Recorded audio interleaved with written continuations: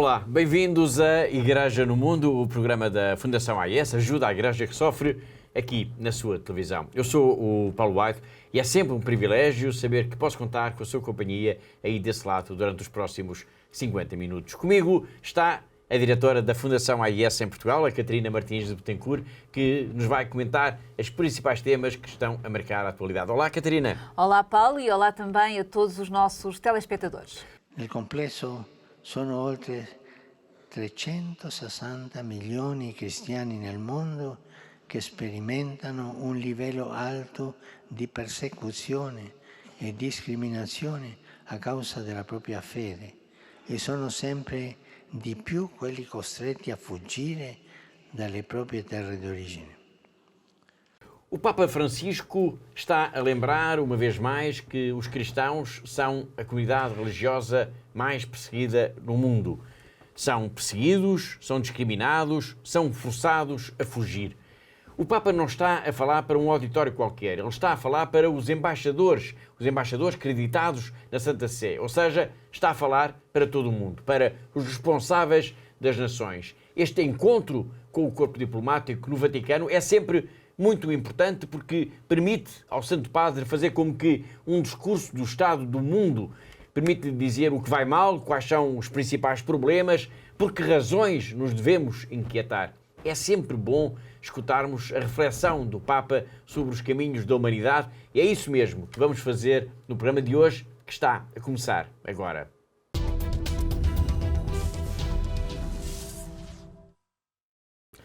Um dos países que o Papa tem alertado mais para a situação de perseguição religiosa e de abusos dos direitos humanos é a Nicarágua. No domingo, no dia 14 de janeiro, foram libertados 2 bispos, entre os quais Dom Rolando Alvarez, que tinha sido condenado a 26 anos de prisão, e ainda 17 padres e seminaristas. Este vai ser um tema em destaque na próxima semana. Mas voltando agora aos alertas do Papa, nós temos de dizer que eles são como que uma bússola para o estado do mundo e para a urgência de sermos mais solidários com as populações vítimas de guerras, de terrorismo, de catástrofes naturais, populações que tantas vezes precisam da nossa ajuda até para sobreviver. É o caso da Síria. A irmã Maria Lúcia Ferreira, a nossa bem conhecida irmã Miri, que vive num mosteiro em Cara, perto do Líbano, enviou-nos uma mensagem preocupante. Ela diz que a Síria está à beira da catástrofe económica e que as pessoas já só conseguem comer, Catarina, uma vez ao dia. É verdade, Paulo, de facto é mais uma mensagem, uma mensagem de alerta desta situação terrível que se está a viver na Síria, e a irmã Miri diz-nos mesmo que neste momento as pessoas de facto só conseguem comer uma vez ao dia, ter uma refeição uma vez ao dia, porque os preços estão elevadíssimos, não só dos alimentos, mas de tudo em geral. Em particular, ela refere que neste momento, por exemplo, as famílias já não conseguem comprar roupa para poderem aquecer, devido aos preços elevadíssimos, mas também temos outro problema que é muito grave neste momento na Síria, Paulo, dada a altura que estamos a viver, é de facto as pessoas também já não têm a disponibilidade financeira para poderem pagar o aquecimento das suas casas. Isso é um ponto muito importante a destacar, porque o inverno, de facto, é muito rigoroso nesta altura e as casas, sem poderem ser aquecidas, fica em causa, podemos dizer, a própria sobrevivência das pessoas. Sim, Paulo, e de facto é terrível esta situação que estamos a viver e é de facto um alerta inquietante que a irmã Miri nos deixa, porque normalmente, Paulo, na Síria as famílias recorrem ao chamado mazut, que é um óleo que as pessoas têm para fazer o aquecimento das suas casas. Neste momento é praticamente impossível as famílias conseguirem adquirir esse óleo para aquecer as casas devido aos preços elevados. Ao mesmo tempo também não têm capacidade para pagar a eletricidade, porque é também muito cara, não é? Portanto, acaba por também não terem esta possibilidade. Portanto, isto é uma mensagem que já por diversas vezes temos falado aqui no nosso programa de televisão e que temos falado, de facto, esta questão da eletricidade, que não é só para o aquecimento, mas também, por exemplo, para próprios frigoríficos, não é? Tudo o que seja eletricidade tornou-se praticamente impossível. E por isso, Paulo, nós, neste momento, talvez o que seja mais importante, ou que é a forma de enfrentar melhor o frio que se vive na Síria, talvez através das camisolas, e relembro aqui a campanha que nós lançámos, não é, dos blusões quentes para a Síria no inverno. Mas voltando ainda à questão do aquecimento, se não é possível, porque os preços são incomportáveis, usar o mazuto, o óleo, e a eletricidade ou falha, ou até me parecem incomportáveis, como é que, em termos práticos, as casas são aquecidas? Bom, Paulo, neste momento estão a usar lenha, não é? Mas também é muito difícil a aquisição da lenha para fazer o aquecimento e, por isso, volto a referir, é tão importante os blusões, que é a forma, não é, das pessoas se manterem quentes, é terem, de facto, a roupa mais quente para enfrentar este tempo de inverno. Muito bem, as palavras da religiosa portuguesa, que já vamos escutar, coincidem com o alerta também do arcebispo de Homs, que em declarações ao Vatican News afirma algo de muito semelhante, alertando para o agravamento da situação humanitária dos sírios após a interrupção desde o dia 1 de janeiro da ajuda do Programa Alimentar Mundial, que é, Catarina, das Nações Unidas. É verdade, Paulo, é também mais uma notícia terrível para a Síria, portanto, que é a suspensão desta assistência por parte da ONU, por ausência de fundos, não é? Portanto, e que neste momento está a colocar em risco a vida de 12 milhões de sírios. Portanto, é terrível esta situação e é dramático. E o Dom Jacques Murad, que é o arcebispo de Homs, diz que esta decisão da ONU, que ele classifica de terrível e de injusta, ele diz que o povo sírio está neste momento quase como que condenado a morrer sem poder dizer nada. Portanto, o arcebispo reconhece a importância, ao mesmo tempo, a importância do trabalho da Igreja, das instituições não governamentais que estão no terreno a ajudar, mas diz que face à dimensão, à gravidade da situação que o povo sírio está a viver, é praticamente impossível poder acolher e acudir a todas estas pessoas, claro. Muito bem, já vamos então escutar as palavras da irmã Miri, que dão eco também a estas preocupações de Dom Jacques Murad, mas antes importa ainda lembrar aos nossos telespectadores aquilo que a Fundação AIS tem feito de apoio à Igreja da Síria nesta altura tão exigente da sua história. Nós já recordámos aqui, a Catarina já recordou aqui, a campanha das camisolas quentes para as crianças. Que mais projetos com a marca da AIS, Catarina, podemos destacar aos nossos telespectadores? Bom, Paulo, nós temos tantos projetos a decorrer na Síria que provavelmente poderíamos estar aqui o programa inteiro sem dúvida alguma, a falar destes projetos. De facto, a Fundação AIS tem procurado nestes últimos tempos, nestes últimos anos de guerra, tem procurado auxiliar a Igreja na Síria para estar junto da comunidade, estar junto daqueles que mais necessitam, que é uma altura, como sabemos, tem sido tão exigente na história da Síria.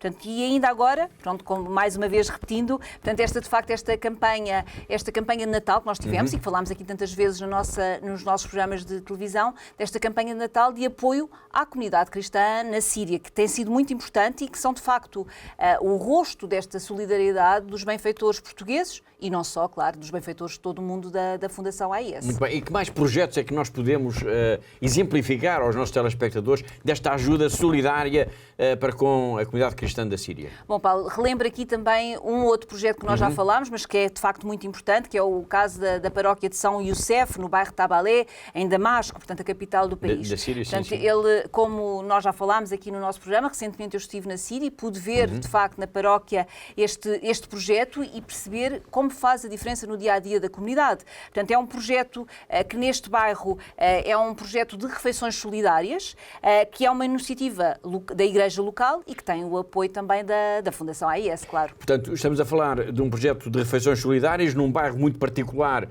pela sua pobreza também de Damasco. Isto atinge mais ou menos quantas pessoas? Bom, Paulo, são bastantes, acho eu. Portanto, entre os pobres desta comunidade que vive à volta desta paróquia, foram escolhidas as 300 pessoas com maior necessidade e a essas pessoas é diariamente dado, foi criado então estas refeições solidárias, em que é um refeitório que se chamou também Bet al-Ailá, ou seja, Casa da Família, e assim desta forma, portanto, estas 300 pessoas conseguem ter durante a semana, 3 vezes por semana, portanto, uma refeição quente que é cedida, que é fornecida por esta paróquia e que é, de facto, um projeto que é apoiado inteiramente pela Fundação AIS. E importa também destacar pela sua importância concreta a campanha que disse há pouco, das camisolas quentes, dos blusões para as crianças mais pobres da Síria. Sim, Paulo, e é importante nós voltarmos a falar desta campanha, porque de facto, quem nos está a seguir lá em casa sabe que este projeto foi lançado, de facto, no Natal, mas é um projeto que continua a ser necessário, porque as necessidades são muitas das famílias na Síria. E é um projeto que é crucial, importa sublinhar essa palavra, que é crucial para as crianças da Síria. Sim, sem dúvida, Paulo. Portanto, a Fundação AIS tem estado, então, a promover a distribuição são 27 mil blusões às crianças da Síria. 27 mil? 27 mil, portanto, são quase 30 mil crianças, é um número impressionante, e que estamos e que, no fundo, vem ao encontro deste testemunho que nós temos da irmã Miri esta semana, não é?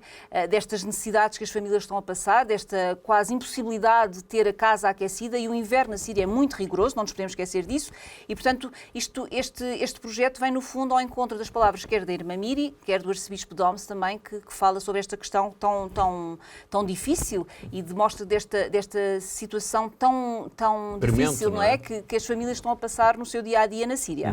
Muito bem, portanto, fica aqui o alerta. Estamos a falar desta campanha de ajuda para a aquisição de camisolas quentes para as crianças, uma campanha que continua no ativo. Sem dúvida, Paulo. Isso é importante sublinhar. É muito importante nós sublinharmos, e é importante quem está lá em casa de saber que pode e deve continuar a apoiar estas crianças na medida do possível, de cada um, e deixo aqui novamente este apelo, de facto, para quem nos está a ver lá em casa, para ajudar estas crianças.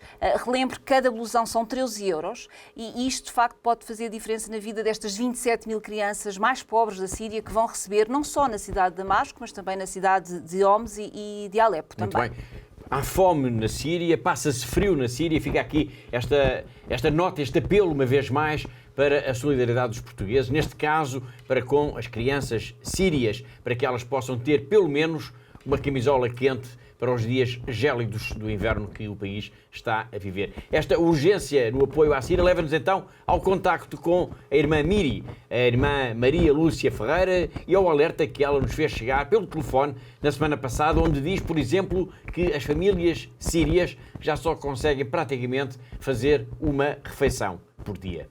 Que há pessoas que só comem uma vez por dia e vendo os preços altíssimos, nomeadamente da comida, de tudo. Mesmo o pão teve que subir, por isso não me admira nada que haja gente que só come uma vez por dia, e porque entre os salários que recebem e os preços do mercado não é de admirar, e que já não as pessoas guardam só para comer o que têm. Nem roupa podem comprar, e sim, pode-se dizer que estão a deixar o povo sírio morrer à fome, é verdade. O inverno tem sido muito rigoroso. Ora, eu tenho achado que tem sido menos rigoroso que noutros anos, mas a coisa é que as pessoas têm menos eletricidade e têm menos mazote. Este ano as pessoas estão a aquecer-se com lenha. E também isso é caro, e tudo é caríssimo. Isso é o maior problema. As coisas até há no mercado, mas é tudo caríssimo. E muita gente consegue viver por causa da diáspora, por causa daqueles que vivem fora e que lhes conseguem enviar dinheiro, não sei como.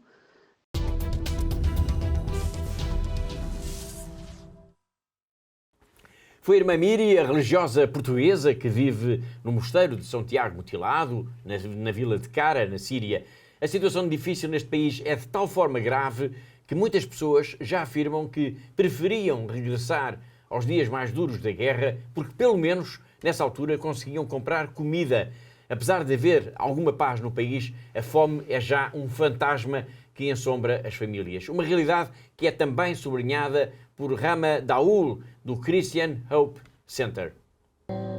أكيد بدي أحكي شوي عن الوضع اللي عم نعيشه نحن بهالأزمة بعد 10 سنين حرب، والشيء اللي عشناه نحن أثناء الحرب أكيد أثر على كتير من شعبنا. الوضع هلأ اللي عم نعيشه أصعب من وقت الحرب، والعالم كلها للأسف أنا أسمع جملة تقول نتمنى ترجع أيام الحرب لأنه كنا بوقت الحرب عم نقدر ناكل. هلأ الوضع صاير أصعب، وكان في تعاون كتير حلو بالشغل مع عدة جهات أو جمعيات. هلأ بسبب الدعم اللي عم نقدر نحصل عليه عم نقدر نوقف مع شعبنا. كانت الظروف منا سهلة بالنسبة لنا، وبعدين بلشنا بدعم من الجمعيات لنساعد العيال.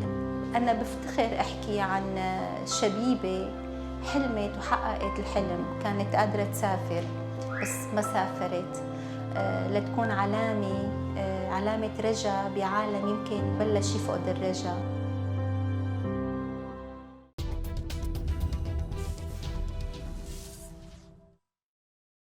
Na semana passada demos aqui, com algum destaque, a notícia dos ataques de pastores nómadas Fulani na Nigéria. Isto em 26 aldeias cristãs e entre os dias 23 e 26 de dezembro. Ataques que resultaram, recordo, em quase 200 mortos e cerca de 300 feridos. E dissemos que hoje voltaríamos a este tema, dada a gravidade do que aconteceu. E uma das razões porque queremos também voltar a falar deste verdadeiro massacre de Natal é que a nossa colega Kinga von Schierstad, responsável pelos projetos da Fundação AIS para a Nigéria e outros países de África, deu, entretanto, uma entrevista ao semanário católico Alfa e Ômega, o semanário espanhol, em que denuncia a situação de risco em que se encontram as comunidades cristãs deste país.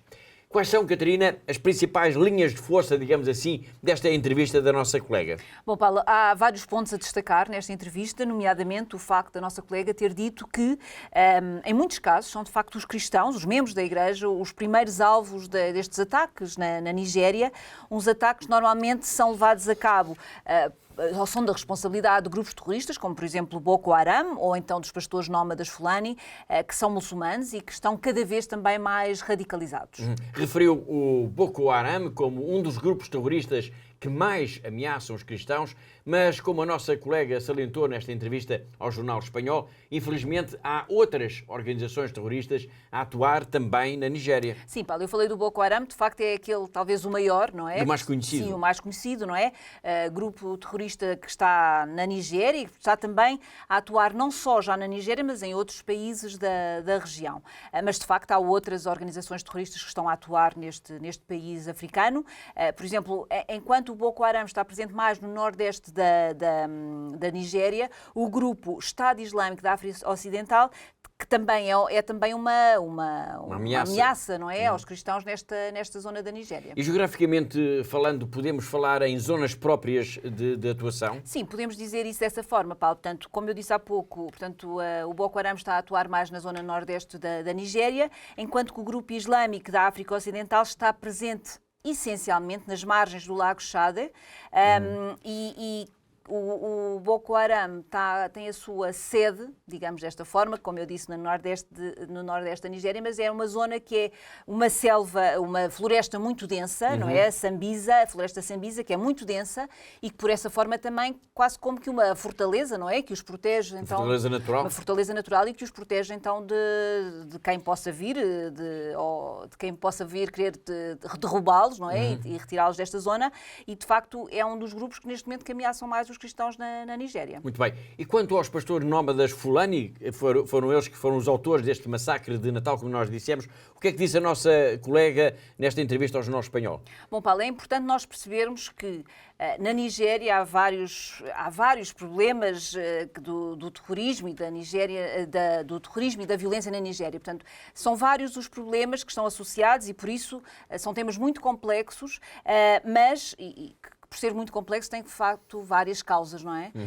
E, portanto, a Kinga, a nossa colega, diz-nos que, nessa entrevista, que de facto as causas e as explicações que vão desde, por exemplo, a crise económica, até, por exemplo, também às questões ambientais, que são também muito importantes e que têm levado, por exemplo, no caso dos pastores nómadas Fulani, que têm levado, de facto, este confronto entre os pastores nómadas Fulani e os cristãos, os agricultores cristãos. Isto porque as zonas históricas onde os pastores nómadas estavam normalmente, historicamente, são zonas mais ao norte, com a desertificação tiveram de vir para sul da Nigéria e ao vir para sul, de facto, há estes confrontos com a comunidade cristã, com os agricultores cristãos e que isso tem levado, de facto, portanto, eles acabam por fazer este caminho, a caminho do sul, à procura de melhores pastagens para os seus rebanhos, não é? Portanto, vêm em conjunto com os seus rebanhos e acabam por haver estes confrontos, de facto, com os agricultores, que são maioritariamente cristãos. E depois, claro, também há esta questão religiosa, não apenas, podemos dizer, não apenas um confronto entre pastores e agricultores. Sim, Paulo, mas pronto, os pastores fulanos por norma, são muçulmanos, não é? E os agricultores, por norma, maioria são cristãos. Portanto, temos que assumir esta divisão logo à partida. Portanto, e o facto dos pastores fulanos estarem a ficar cada vez mais radicalizados também explica toda esta violência que também tem vindo a aumentar e que tem vindo a ocorrer cada vez mais, como este ataque de dezembro que temos vindo aqui a falar, começámos a semana passada e que estamos hoje também aqui a falar. Muito bem, estamos a falar, portanto, então da Nigéria, a propósito, como lembrou a Catarina, do ataque do verdadeiro massacre de Natal em 26 aldeias no estado de Plateau, em que entre os dias 23 e 26 de dezembro, cerca de 200 cristãos foram mortos e aproximadamente 300 ficaram feridos. Mas, infelizmente, há na Nigéria outras ameaças aos cristãos. Sim, Paulo, infelizmente é verdade. E o sequestro de membros da Igreja tem sido, de facto, um fenómeno que tem vindo a aumentar e que tem vindo a ganhar uma dimensão muito preocupante nos últimos tempos. E há dados estatísticos sobre isso? Sim, Paulo. Portanto, a Fundação AES tem vindo a fazer esta monitorização destes ataques e no final de 2023 fez então um balanço e até dia 13 de novembro, portanto, eram conhecidos já 23 casos de padres religiosas, seminaristas, que foram raptados ao longo do ano. Portanto, o que permite concluir, de facto, que esta é uma tendência preocupante nos últimos tempos e que é, de facto, neste momento, uma das maiores ameaças à segurança, quer do clero, quer também dos religiosos que estão presentes neste país de África.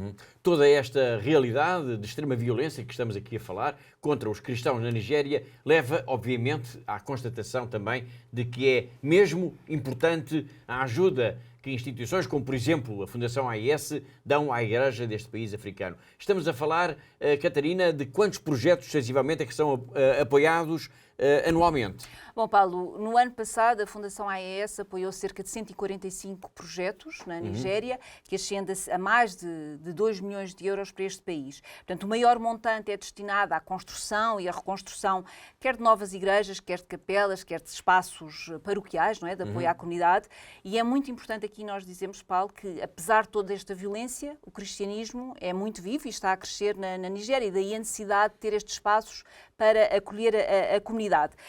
Por outro lado, Paulo, nós também temos distribuído muitos estipéndios de missa pelos sacerdotes na Nigéria, principalmente aqueles que vivem nas zonas rurais, que é de facto há muitas vezes a única forma de sobrevivência destes sacerdotes.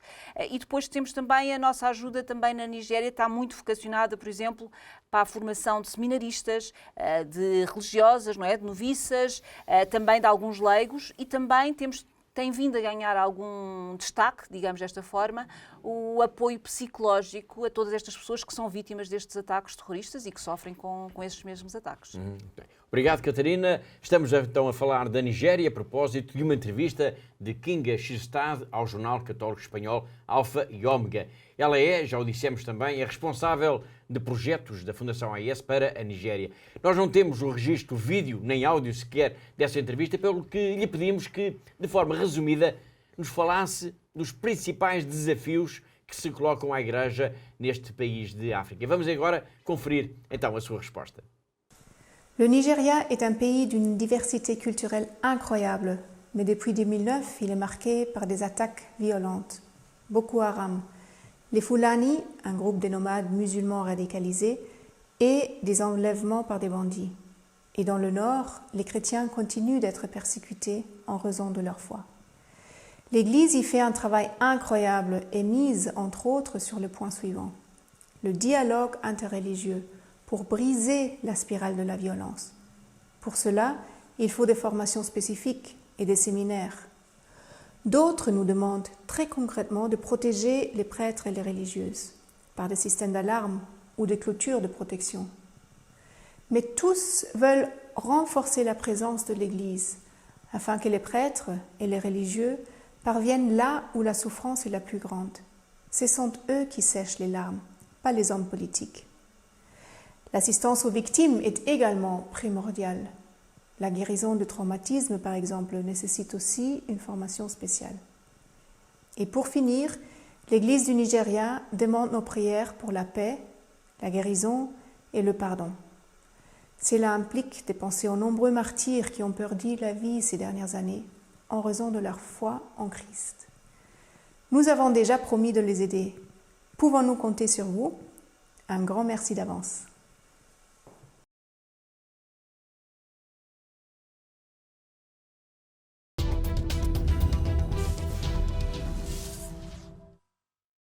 Foi a nossa colega Kinga, responsável de projetos da Fundação AES para a Nigéria. Falar deste país implica, claro, referir toda a violência que os cristãos têm vindo a sofrer, mas também importa sublinhar a enorme coragem dos que, apesar de todos estes ataques, apesar dos raptos, apesar até da pobreza que se verifica em algumas regiões, continuam a seguir a sua vocação e querem ser sacerdotes querem seguir a vida religiosa. É o caso de Alewa Richard Luca. Ele tem apenas um sonho: ser um bom padre. I am Alewa Richard Luca, a St. Marian from the Diocese of Panshin in Nigeria. People are dying every day. We have families that in a day they eat only once. Hunger has affected their spirituality to the point that praying to God now is a waste of time. You see, that's why I want to serve these people. I want to be someone that will help in bring them back to the church. I was always happy whenever I see a priest. When I look at them in that white cloth, I'll say, wow, these people are like angels. I want to be like them someday.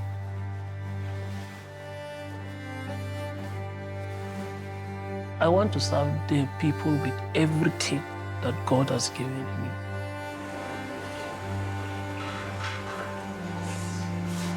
I want to establish a relationship that is solid with God. I want to focus on being a good priest, a priest that will serve God with everything in me.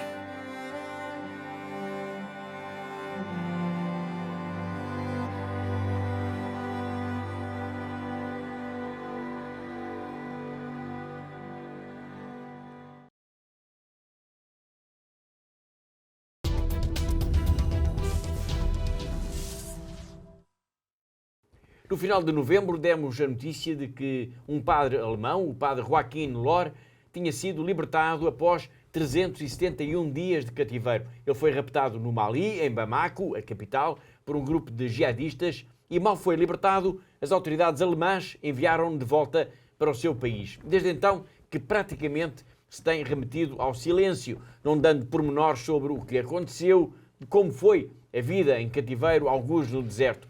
Mas podemos colmatar um pouco essa falta de informação recuperando as suas palavras numa visita que fez à Suíça em junho de 2022, a convite precisamente da Fundação AIS, ou seja, apenas 5 meses antes de ter sido raptado. Nesse encontro, nessa visita, o padre Joachim explicou o que significa viver numa região controlada diretamente ou indiretamente por grupos jihadistas. Die Kirche St. Martin in Oberrohrdorf. Die Mitfeiernden können sich heute auf einen Gast aus Mali freuen, den das katholische Hilfswerk Kirche in Not ACN in die Schweiz eingeladen hat, nämlich auf Hans-Joachim Lohre. Bei Vorfreude ist es ja mitunter so, dass das, worauf man sich freut, auch eine Herausforderung mit sich bringt. Und so wird es auch in diesem Gottesdienst sein. Ihr aber, für wen haltet ihr mich? Eine Frage, bei der es buchstäblich um alles geht. Denn am Ende des Tagesevangeliums heißt es: Wer sein Leben retten will, wird es verlieren. Wer aber sein Leben um meinetwillen verliert, der wird es retten. 2/3 des Landes, vor allem sein Norden und seine Mitte, werden von Islamisten beherrscht. Pater Lohre schildert, wie die Terroristen ihre Herrschaft aufbauen. Die Dörfer müssen einen Unterwerfungsvertrag unterzeichnen. Das heißt, sie kommen daher mit 10, 20, 30 Motorrädern, schließen alle Schulen. Es wird verboten zu singen, keine Musik. Die Christen dürfen nicht mehr in die Kirche, kein Glockengeläut, kein Alkohol und alle Frauen verschleiert. Alle. Terror, eine alltägliche Gefahr. Wenn man sich im Land bewegt, eine große Unsicherheit. Man weiß nie, wen es wann irgendwie treffen wird. Gerade als Weißer, als Europäer, als Priester bist du eine große Zielscheibe, das ist klar. Und man hat uns auch gesagt, dass die Dschihadisten und die malische Armee unser Haus beobachten. Um auf das Evangelium zurückzukommen, die Frage, wer bin ich für dich, ist ganz entscheidend, denn sie gibt deinem Leben Sinn. Und dann wirst du sehen, dass es nicht darauf ankommt, ob du lang lebst oder wenig, ob du dies machst oder das, aber dass das, was du machst, Sinn hat für eine bessere Welt von morgen.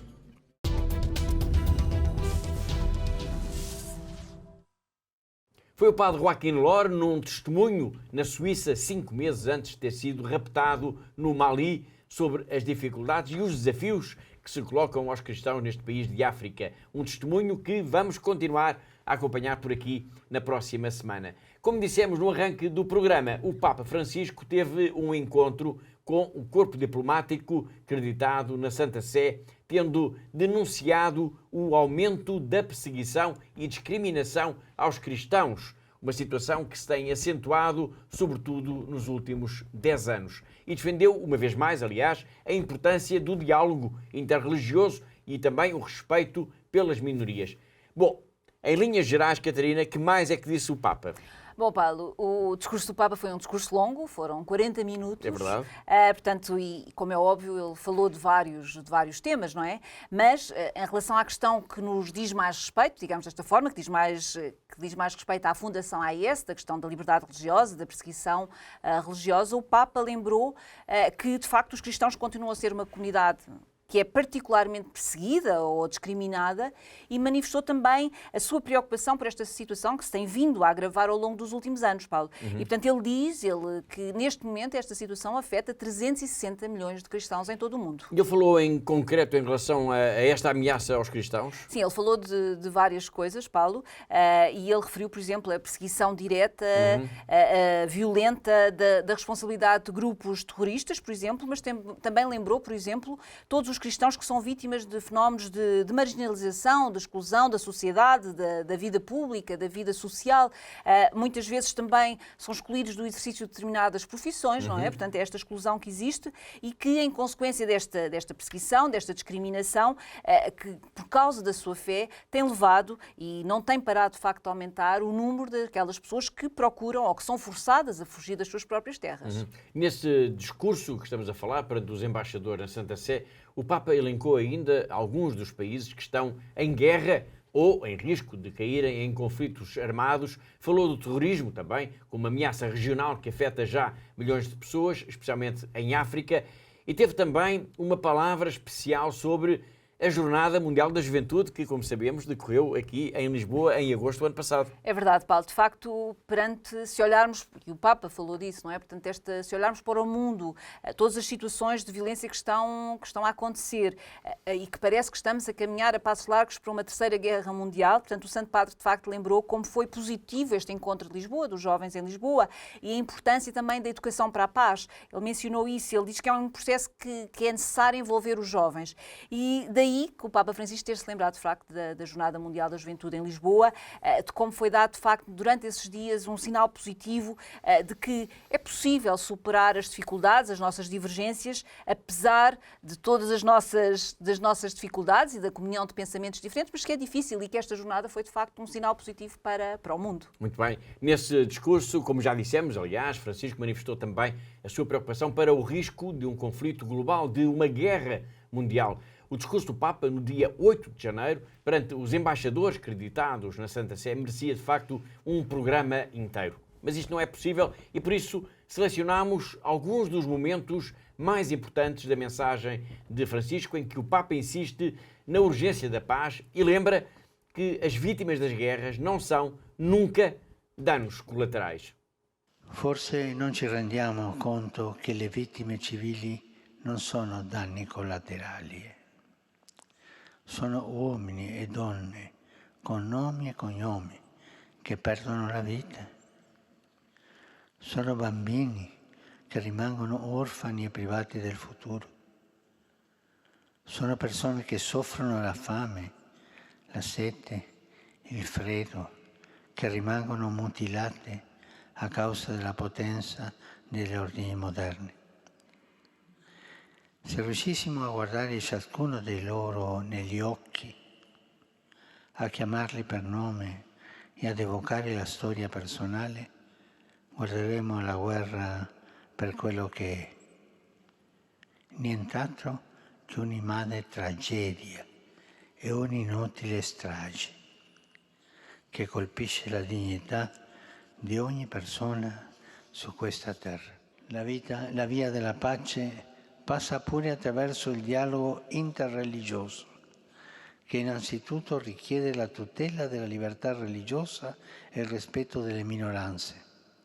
Duole, ad esempio, constatare come cresca il numero dei paesi che adottano modelli di controllo centralizzato sulla libertà di religione, con l'uso massiccio di tecnologia.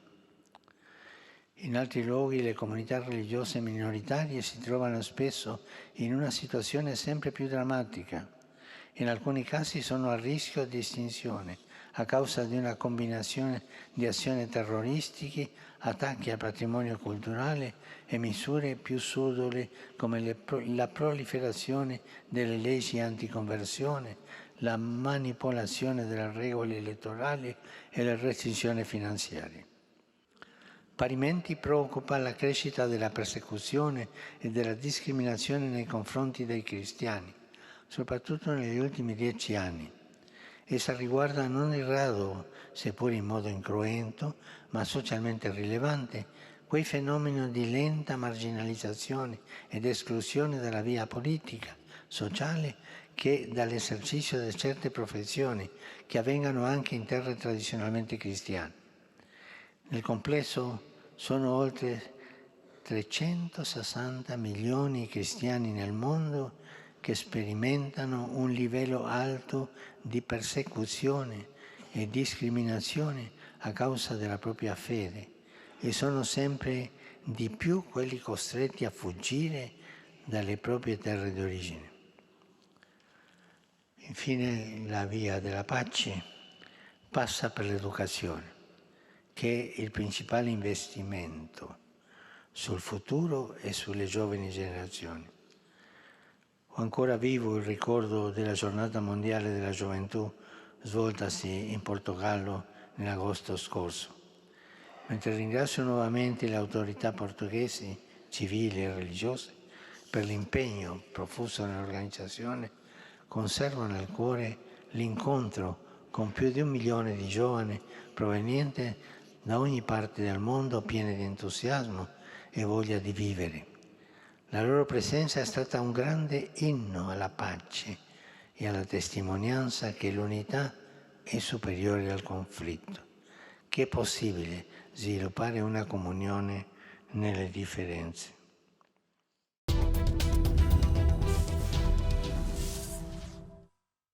E destas palavras tão cheias de sabedoria do Papa Francisco, vamos agora até à China, vamos até à Diocese de Macau, vamos ao encontro do nosso correspondente, o jornalista José Miguel Encarnação, que todas as semanas nos conta sempre uma história ou nos dá uma notícia relevante da vida da Igreja nesta região do globo.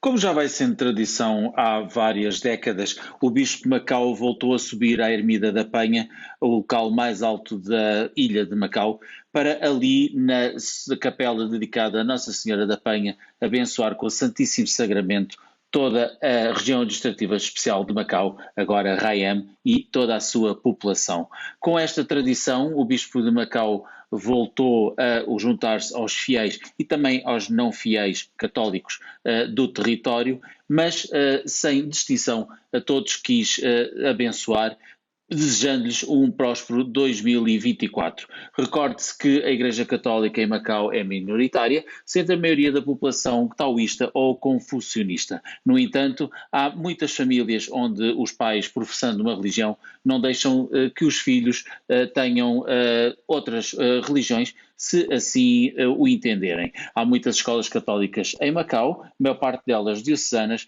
sob a égide, lá está, do Bispo de Macau. Com isto, o Bispo de Macau volta a estar junto da população e assim irá continuar nos próximos 365 dias, não deixando também ele, embora católico, de assinalar o Ano Novo Chinês, que também se avizinha e que é uma festa muito querida, também ela, pelos laicos católicos.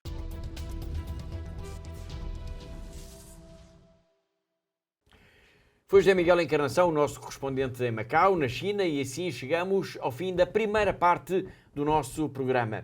Na segunda parte nós vamos continuar a falar da lista dos países, dos 10 países que a Fundação AIS selecionou, que são países em guerra ou que atravessam situações de muita violência, de terrorismo, por exemplo, e que a Fundação AES selecionou esses países para falar deles, claro, mas também para desafiar os seus benfeitores e amigos, e também aqui os nossos telespectadores, para rezarem pela paz. Hoje vamos centrar a nossa atenção na República Democrática do Congo, de onde recebemos uma mensagem de um padre português, o padre Marcelo, que está em Kinshasa, e que nos vai falar sobre como se celebrou por lá o Natal.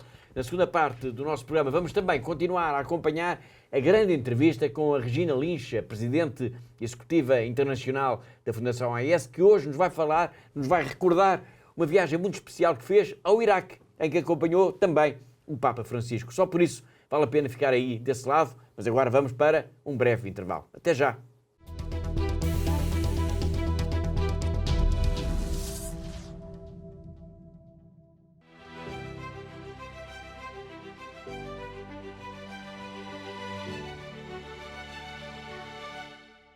We have very beautiful house because you support us. So thank you very much. Thank you.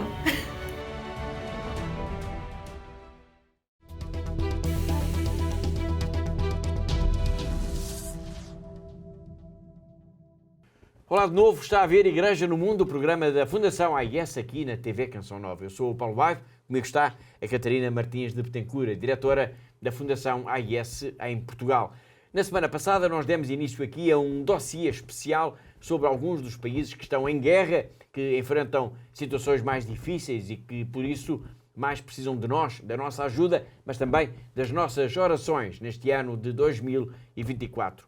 E selecionámos 10 países e hoje vamos centrar a nossa atenção na República Democrática do Congo, que é um destes 10 países, pois recebemos de lá uma mensagem de um padre, o padre Marcelo Oliveira, um comboniano a viver em Kinshasa, que nos vai falar ainda um pouco de como foi o Natal por estas terras africanas. Mas antes de o escutarmos, vamos perceber muito rapidamente por que razão é que este país, a República Democrática do Congo, precisa da nossa ajuda, precisa, Catarina, da nossa atenção e das nossas orações neste ano de 2024. Claro que sim, Paulo. Portanto, então a República Democrática do Congo é um destes 10 países que necessita da nossa ajuda, ou que precisa da nossa atenção mais específica, não é? Mais focada durante este ano de 24, essencialmente precisa de uma ajuda material, mas também precisa muito das nossas orações, Paulo, porque é um país que é, desde há vários anos, palco de muita violência, de confrontos armados e também de terrorismo, não é? E, portanto, e quando se fala de violência, estamos a falar, Paulo, estamos a referir especialmente à região do Kivu Norte, portanto, que é uma região que, desde há décadas, vive onde estão grupos armados que promovem, de facto, esta violência constante e que, também, ao mesmo tempo, fazem esta procura desenfreada e daí os conflitos das riquezas do subsolo. Portanto, é um subsolo riquíssimo que é extremamente cobiçado, e daí a presença destes grupos armados. Tem ouro, tem diamantes, tem cobre, tem cobalto, tem o coltan, que é essencial para os nossos telemóveis de hoje em dia, e, portanto, tudo isto são riquezas que estão escondidas no subsolo e que, por isso, provocam esta cobiça, não é? Exatamente. Dos grupos armados. E podemos até dizer que estamos a falar de um país muito rico, uma região, então, particularmente rica, e de uma população que vive numa profunda miséria. Sim, a miséria é completa, Paulo, porque esta região, de facto, é palco de vários conflitos já há vários anos, não é? E, de facto, no fundo, que são estes grupos armados que procuram, de facto, controlar esta exploração mineira desta região. Muito bem, obrigado uma vez mais. Percebendo este enquadramento sobre as causas da violência e também da pobreza na República Democrática do Congo, vamos então ao encontro do padre Marcelo Oliveira, um comboniano português que está a viver em Kinshasa e que nos vai falar ainda do Natal neste país. O Natal ficou marcado pela expectativa de saber quem iria suceder no cargo de presidente a Félix Tshisekedi. É que as eleições coincidiram quase com a celebração do nascimento do menino Jesus. O resultado, posso adiantar já, é que Tshisekedi sucedeu a si próprio, isto apesar da contagem dos votos estar ainda a ser muito contestada. Bom, mas para o comum dos cidadãos, no entanto, explica o sacerdote português, a vida na República Democrática do Congo continua a ser muito difícil. Olá, sou o padre Marcelo, Oliveira, missionário comboniano em Kinshasa, na República Democrática do Congo. Estamos a celebrar as festas de Natal e o Natal é sempre uma festa importante para as famílias e sobretudo para nós cristãos. A República Democrática, sendo um país com muitos cristãos, é certo que a festa do Natal ocupa um lugar central e importante na vida dos cristãos que o celebram no seu verdadeiro sentido. Um pouco por todo o país, celebrar o Natal não está muito ligado às luzes que encontramos na Europa, que iluminam as montras, que iluminam as ruas, muito mais vivido na sobriedade, onde os cristãos de facto se concentram a celebrar o Natal de maneira litúrgica, de maneira, digamos, cristã, porque o verdadeiro sentido do Natal está no acolhermos Jesus que vem, Jesus que nasce, Jesus que volta de novo para se fazer um de nós e connosco caminhar. Este ano o Natal é marcado por algo de particular. Acabamos de viver as eleições presidenciais neste país e uma grande agitação, uma grande expectativa para poder acolher aquele que será o Presidente. Digamos que será um Natal um pouco confuso. Se pensamos que acolher Jesus é acolher o Rei, acolher o Presidente é acolher o Rei também.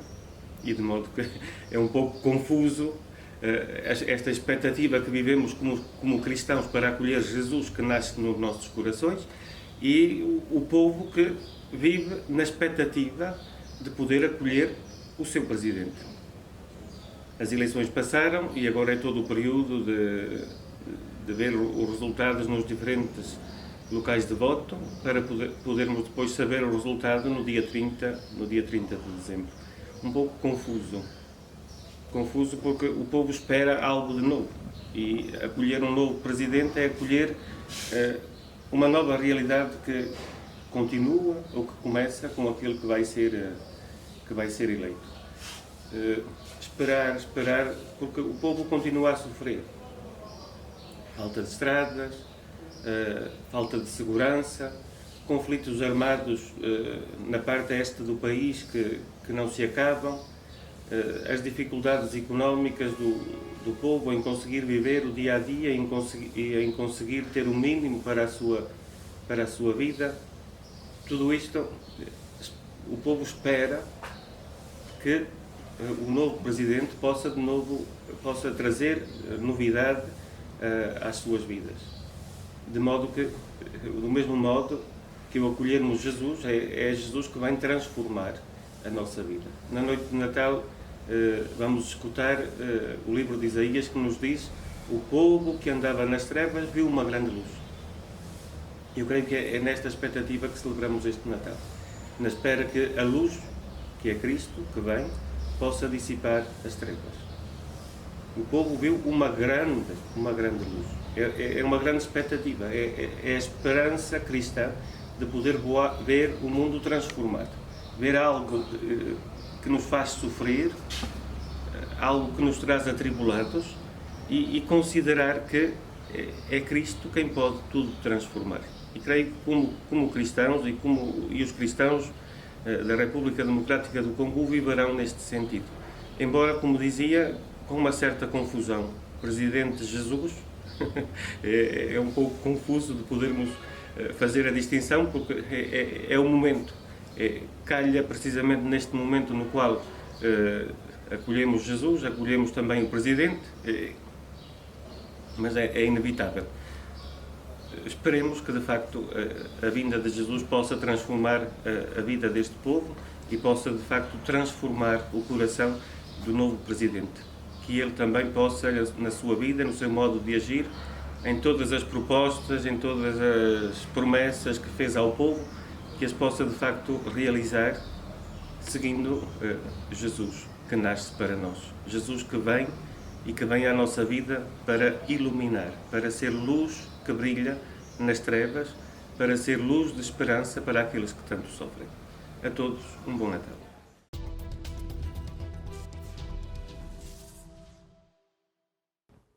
Foi o Padre Oliveira, um sacerdote português na República Democrática do Congo. E chegamos praticamente ao fim do nosso programa. Tempo apenas para voltarmos à entrevista com Regina Lins, diretora executiva internacional da Fundação AIS, que começámos a exibir aqui na semana passada. Nesta entrevista ao nosso colega do Brasil, Rodrigo Arantes, a Regina recorda algumas das viagens que fez e que lhe permitem ter um conhecimento muito grande da realidade dos cristãos perseguidos no mundo. Uma dessas viagens foi ao Iraque, uma viagem em que a Regina acompanhou, Catarina, o Papa Francisco.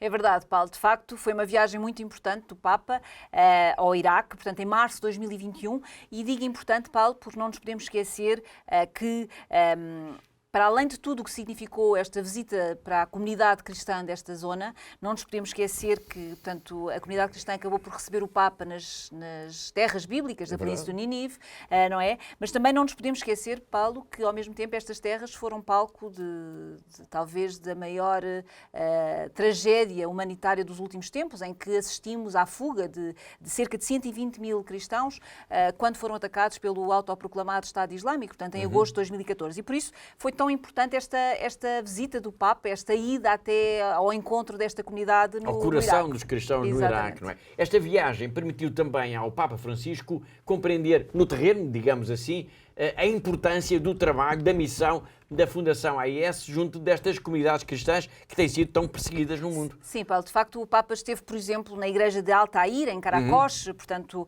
é uma igreja que foi vandalizada e que foi destruída em parte pelos jihadistas e que foi posteriormente recuperada por um projeto financiado pela Fundação AIS, e o Papa esteve ali e esteve a rezar ali naquela igreja.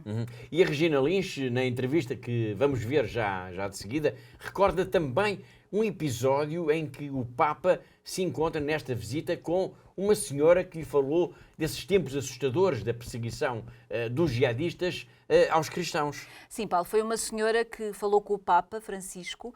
Ela falou de como o seu filho, uma criança de apenas 10 anos de idade, um primo e 2 outros rapazes foram mortos por um míssil lançado pelo Daesh, que é o grupo jihadista do Estado Islâmico.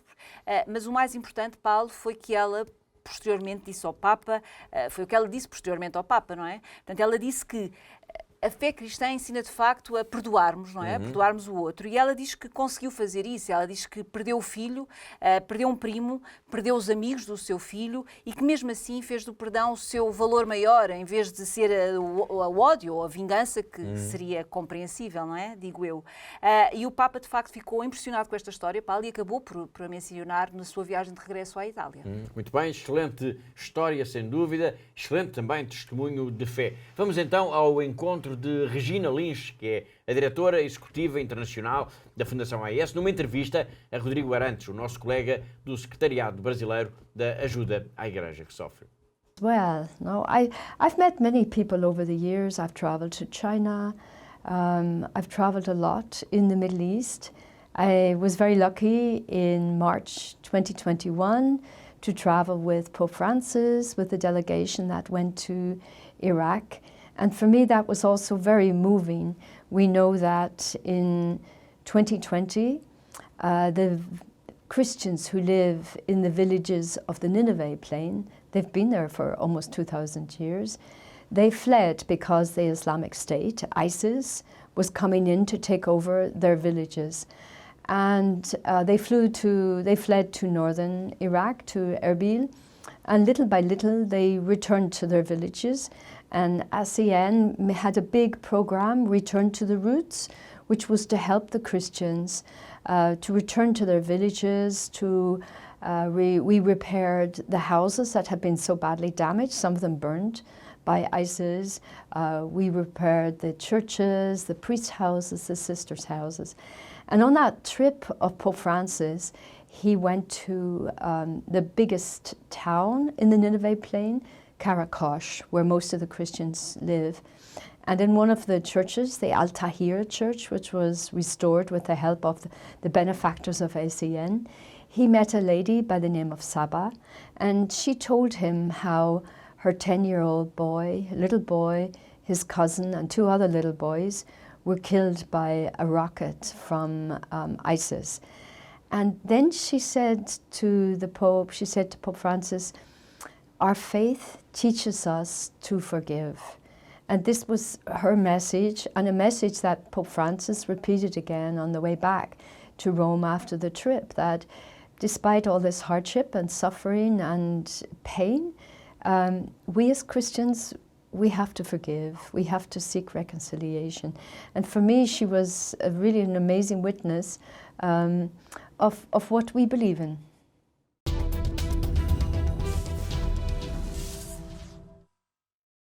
E com estas histórias aqui recordadas pela nossa Presidenta, Regina Lins, chegamos ao fim do nosso tempo. Na próxima semana nós vamos continuar a escutar as histórias, as memórias, mas também os projetos e as ideias da Presidente Executiva Internacional da Fundação AIS. Eu lembro que todas as notícias, tudo aquilo que diz respeito à missão, ao trabalho, ao dia-a-dia da Fundação AIS está sempre disponível para leitura, para consulta na nossa página na internet. Não se esqueça, é bom sabermos que o bem que fazemos pode mudar vidas concretas. Resta-me agradecer a colaboração da Catarina, a diretora da Fundação AIS em Portugal, assim como de todos aqueles que ajudaram a produzir, a editar e a levar até si este programa. Despeço-me de si com amizade. Até para a semana, se Deus quiser.